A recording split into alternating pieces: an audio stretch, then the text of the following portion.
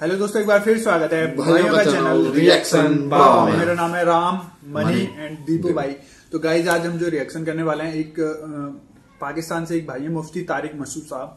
मैंने इनका 2-3 वीडियोस पे भी रिएक्शन बनाया है और आज इस पे भी रिएक्शन बना रहा हूँ क्योंकि इसके लिए भी हमको कई बार बोला गया है, तो आज मैं इसी पर ही बना रहा हूँ। टॉपिक जो है वो काफी अजीब सा है, कुछ हटके, कुछ सेंसिटिव टाइप टॉपिक है। हम बिस्तरी का तरीका, आई होप आप लोगों को समझ में आया ही होगा कि हम बिस्तरी किसको बोला जाता है। और इम्पोर्टेंट बयान बाई मुफ्ती तारिक मसूद। देख लेते हैं, काफी अच्छा सा टॉपिक लगा है क्योंकि मैं भी चाहता था कि ये सब लोग देखें और आप लोग भी देखें इस वीडियो को। तो आज हम इसी पर ही रिएक्शन कर रहे हैं। आई होप आपको पसंद आए तो प्लीज लाइक करना वीडियो, और फर्स्ट टाइम आप चैनल पे इस वीडियो को देख रहे हैं तो सब्सक्राइब करना चाहिए। आज का रिएक्शन हम स्टार्ट करते हैं बिना किसी देरी के। Let's play guys.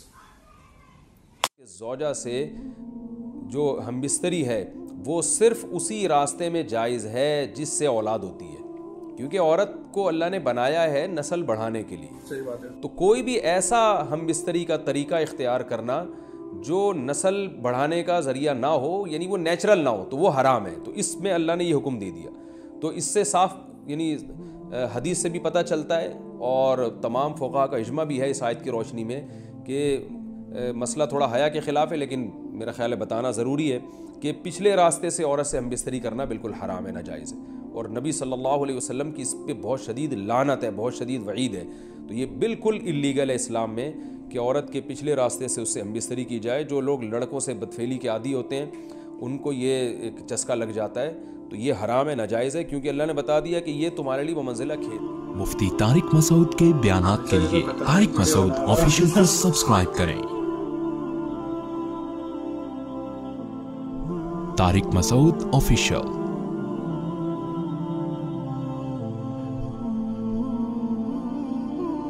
अल्लाह ने इरशाद फरमाया, निसाउकुम हर्फुल लकुम, तुम्हारी औरतें तुम्हारे लिए बमंजिला खेत के हैं। हर्स अरबी में खेत को कहते हैं। तो बमंजिला खेत के हैं। जैसे बीज डाला जाता है खेत में और उससे पैदावार बढ़ती है, तो औरत की जो एक हैसियत है, नेचर ने जो उसकी एक हैसियत मुतय्यन की है, वो भी एक नस्ल बढ़ाने का ज़रिया है, जिसमें मर्द का जो स्पर्म है वो बतौर बीज के है और जो औलाद है वो एक पैदावार की तरह है। तो अल्लाह ने ये याद रखें, इस आयत को ना बहुत सारे गैर मुस्लिमों ने औरत के ख़िलाफ़ बहुत नेगेटिविटी फैलाई है कि देखो इस्लाम औरत की तौहीन करता है, उसको खेती से ताबीर करता है। तो कुछ लफ्ज़ किसी और ज़बान में जब वो जाते हैं ना, तो वो तौहीन का माना देते हैं। अरबी में जो हर्स का माना है ये ताज़ीम के लिए है, तौहीन के लिए नहीं है। उर्दू में जो खेती का माना है वो तौहीन के लिए इस्तेमाल होता है। खेती यानी जो पाँव में रूंदी डालने वाली, और ज़मीन जो है ना पाँव में गोया रूंदी, उसको रोंदा जा रहा है। तो इसलिए इसका उर्दू में बिल्कुल इसी तरह जो लोग तर्जमा कर देते हैं कि औरतें तुम्हारी खेतियाँ हैं, तो ये तर्जमा मेरा ख़्याल है इसलिए दुरुस्त नहीं है कि उर्दू में इसका मफ़हूम ही चेंज हो जाता है। यानी गोया एक इज़्ज़त के लिए जो लफ्ज़ अल्लाह ने इस्तेमाल किया वो ज़िल्लत का ज़रिया बन जाता है। तो इसलिए किसी भी ज़बान में जब हम किसी भी लफ्ज़ का तर्जुमा करते हैं तो उस ज़बान के हमें मुहावरों को देखना चाहिए कि उस ज़बान में ये लफ्ज़ किस माना में इस्तेमाल हो रहा है। मिसाल के तौर पर हो सकता है कुत्ता का लफ्ज़ किसी ज़बान में वफ़ादारी के लिए इस्तेमाल होता हो, किसी को लोग डॉग कहते हो तो उसका मकसद होता है वफ़ादार इंसान है, लेकिन हमारे यहाँ उर्दू में गाली है वो। और आप बोलें कि भाई वो फ़लाँ कौम डॉग कहती है तो हम कुत्ता कहेंगे, तो आप जब उसका तर्जुमा उर्दू में करेंगे तो कुत्ते से नहीं कर सकते। तो इसी तरह ये अरबी का जो लफ्ज़ है इसमें भी ये चीज़ गौर यानी मलहूज़ रहनी चाहिए। तो इसलिए इसका तर्जुमा किया जाएगा, तुम्हारी औरतें तुम्हारे लिए पैदावार बढ़ाने का ज़रिया हैं, नस्ल बढ़ाने का ज़रिया हैं। फ़ातू हर्सकुम, तुम अपने इस नस्ल बढ़ाने के ज़रिए के पास आओ। अन्ना शितुम, जैसे चाहो। वक़द्दिमू लिअन्फुसिकुम, और अपने नफ्सों के लिए आगे भेजो, यानी औलाद की नीयत से आया करो ज़ौजा के पास और आखिरत के लिए इंतज़ाम करो, यानी औलाद पैदा करके जो ताकि दुनिया और आखिरत में तुम्हारे लिए, फ्यूचर में तुम्हारे लिए काम आए। दुनिया भी दाखिल है, आखिरत भी दाखिल है। तो ये आयत का भी एक शान नुज़ूल है कि सहाबा किराम तो चूँकि जो ख़वातीन थीं मक्का में सदियों से वो लोग आबाद थे, उनके सफ़र ख़ास तौर पे औरतों के सफ़र बहुत ही कम हुआ करते थे।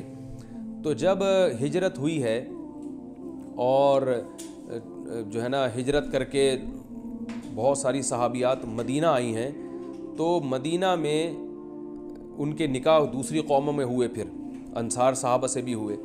तो चूँकि तक़वा था उन ख़वातीन में, लिल्लाहियत थी, تو بعض جگہ ایسے واقعات ہوئے کہ میاں بیوی کے جو آپس کا ریلیشن ہوتا ہے، ظاہر ہے وہ ہر قوم میں اور ہر جو ہے نا شخص کا مزاج دوسرے سے مختلف ہوتا ہے، تو بعض مردوں نے اس طرح سے اپنی زوجات کے ساتھ ہم بستری کی کہ ان خواتین کو پھر اشکال ہوا کہ پتہ نہیں اس طرح سے ہم بستری کرنا جائز بھی ہے یا نہیں ہے، تو انہوں نے نبی صلی اللہ علیہ وسلم سے یہ مسئلہ پوچھا کہ یا رسول اللہ ہمارے شوہر ہمارے پاس اس طرح سے آتے ہیں تو کیا یہ جائز ہے یا نہیں؟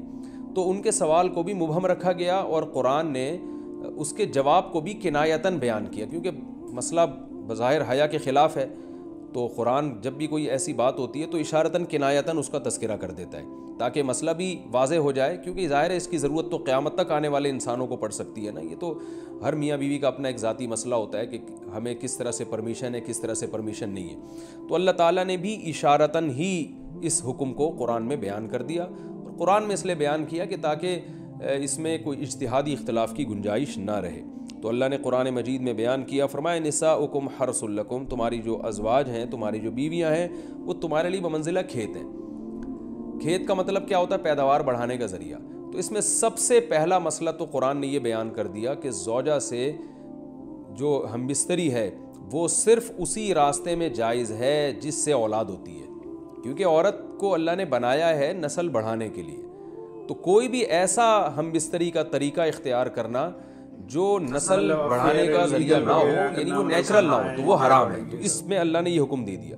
تو اس سے صاف یعنی حدیث سے بھی پتہ چلتا ہے اور تمام فقہاء کا اجماع بھی ہے اس آیت کی روشنی میں کہ مسئلہ تھوڑا حیا کے خلاف ہے، لیکن میرا خیال ہے بتانا ضروری ہے کہ پچھلے راستے سے عورت سے ہم بستری کرنا بالکل حرام ہے، ناجائز ہے، اور نبی صلی اللہ علیہ وسلم کی اس پہ بہت شدید لعنت ہے، بہت شدید وعید ہے، تو یہ بالکل اللیگل ہے اسلام میں کہ عورت کے پچھلے راستے سے اس سے ہم بستری کی جائے۔ جو لوگ لڑکوں سے بدفعلی کے عادی ہوتے ہیں ان کو یہ ایک چسکا لگ جاتا ہے، تو یہ حرام ہے، ناجائز ہے، کیونکہ اللہ نے بتا دیا کہ یہ تمہارے لیے بمنزلہ کھیت کے ہیں۔ تو اس میں قرآن نے وہ جو سوال تھا نا اس کی طرف اشارتاً جواب دے دیا، اور آگے فرمایا فاتو حرثکم، تم اپنے کھیت کے پاس آؤ، یعنی پیداوار بڑھانے کا جو ذریعہ ہے اس جگہ کی طرف آؤ، انا شئتم، جیسے چاہو، یعنی باقی جس طرح سے تم چاہو زوجہ سے ہم بستری کر سکتے ہو، اس میں کوئی خاص طریقہ متعین نہیں ہے، میاں بیوی کا ایک دوسرے سے کوئی پردہ نہیں ہے، ہن لباس لکم وانتم لباس لہن، یہ دونوں ایک دوسرے کے لیے لباس ہیں، تو اس میں طریقہ کار کوئی بھی ہو سکتا ہے،